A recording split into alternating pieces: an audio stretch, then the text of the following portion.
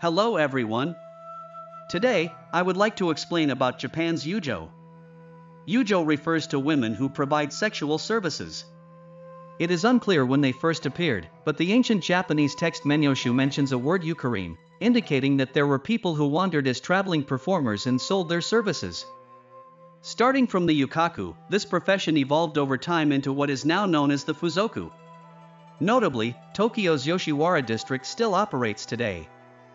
I will provide a detailed explanation of Japan's sex service industry, which many people hesitate to talk about, so please take a look for your reference. In the Edo period, the highest-ranking courtesans in the flourishing pleasure quarters were called Oiran. These high-class courtesans were especially prominent in the Yoshiwara district of present-day Tokyo. They entertained wealthy merchants and samurai by offering sophisticated arts and entertainment as both geisha and courtesans. Oiran were known for their high level of education and beauty, excelling in performing arts such as dance, music, tea ceremony, and kabuki. They were admired figures in the pleasure quarters, captivating many with their artistic talents and beauty. However, the world of the Oiran was also a harsh one. They lived within a strict class hierarchy, belonged to specific pleasure quarters, and had to adhere to strict rules. They were expected to serve affluent clients and command high prices for their services. As the Edo period came to an end and modernization progressed, the demand for Oiran decreased due to social changes. Today, the image of the Oiran is preserved as part of history and culture, with their allure being re-evaluated in artistic activities such as theater, films, and other cultural events. In Tokyo's Yoshiwara district, several establishments that evolved from the old pleasure quarters are still operating today, now under the name Fuzoku. The original Yoshiwara pleasure quarter was established near Nyanbashi in present-day Tokyo in 1617, officially sanctioned by the Tokugawa shogunate.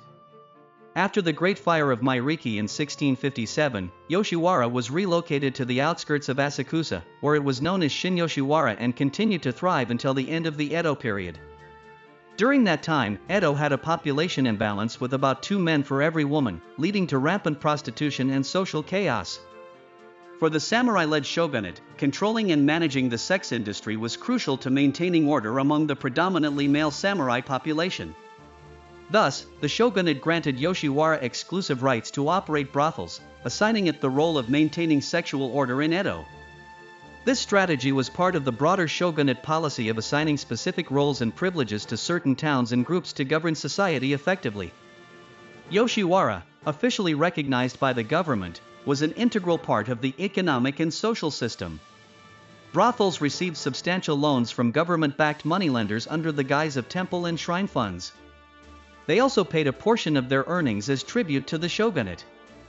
Historical records from 1868, when Tokyo inherited the Edo magistrate system, indicate that 12% of the revenue from the former magistrates' offices and the Tokyo prefecture came from tribute payments by brothel owners. The work of the courtesans was thus a significant financial resource for the country. To leave their profession, courtesans or Oiran needed to either repay their debts or be redeemed. Particularly for an Oiran, retiring could result in a significant financial loss for the establishment. It's said that some men paid the modern equivalent of about $1 million to secure an Oiran's release, highlighting their esteemed status. However, this did not necessarily mean a commitment to that particular man. Many Oiran would be kept as mistresses. Unfortunately, few Oiran could retire happily and leave the pleasure quarters. Many women died young due to illness or continued to work within the quarters even after retiring from their role as courtesans. Additionally, men were prohibited from seeing multiple courtesans at once. This rule was intended to prevent jealousy and conflicts among the courtesans.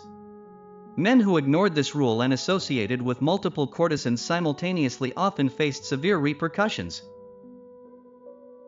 After waking up from their second sleep following the departure of their customers, the courtesans of Yoshiwara would bathe in the baths within the gyro. During the Edo period, when Yoshiwara was at its peak, fires were frequent, and most homes did not have baths. As a result, most commoners visited public baths. In terms of bathing, courtesans were relatively privileged compared to commoners. For the brothels, courtesans were products, so ensuring they were clean every day before appearing in front of clients was likely a priority. From the mid-Edo period onwards, unofficial areas known as private brothel districts began to gain prominence. These were places where freelance courtesans, not tied to any official pleasure quarters, operated. In Edo, they were called yotaka, in Kyoto tsujijimi, and in Osaka soyong.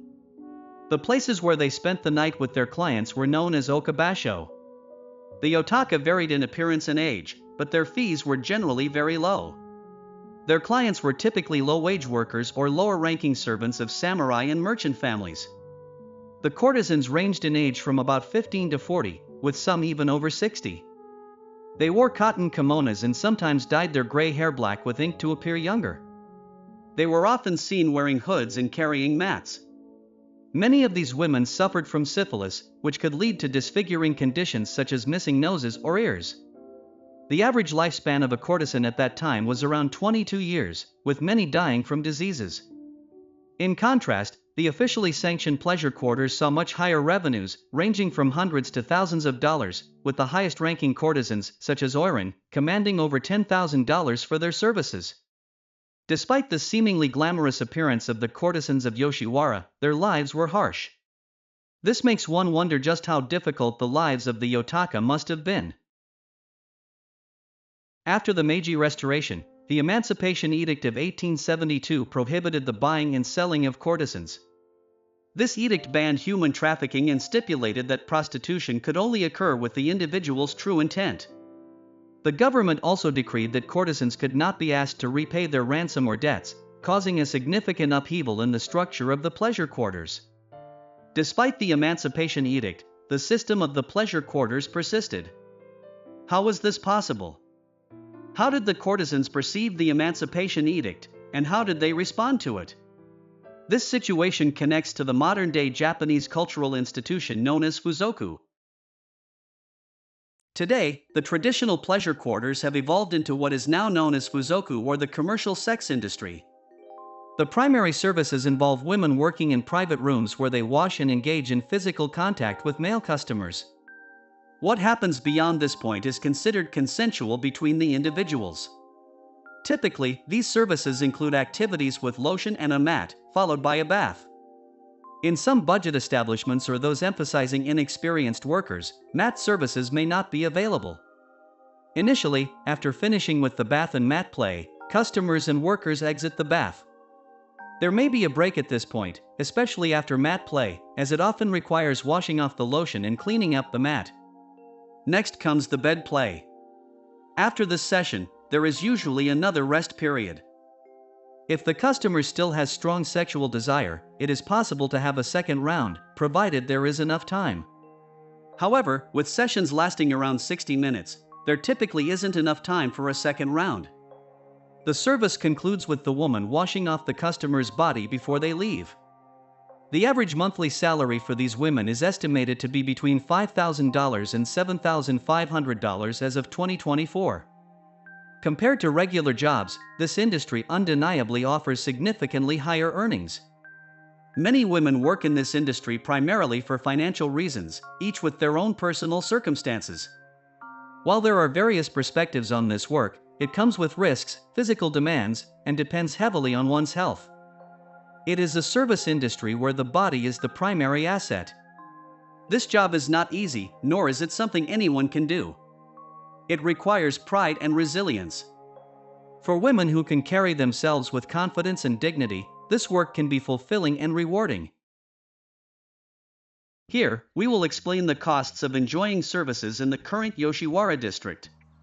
While prices vary by region, Tokyo's Yoshiwara has the highest price settings.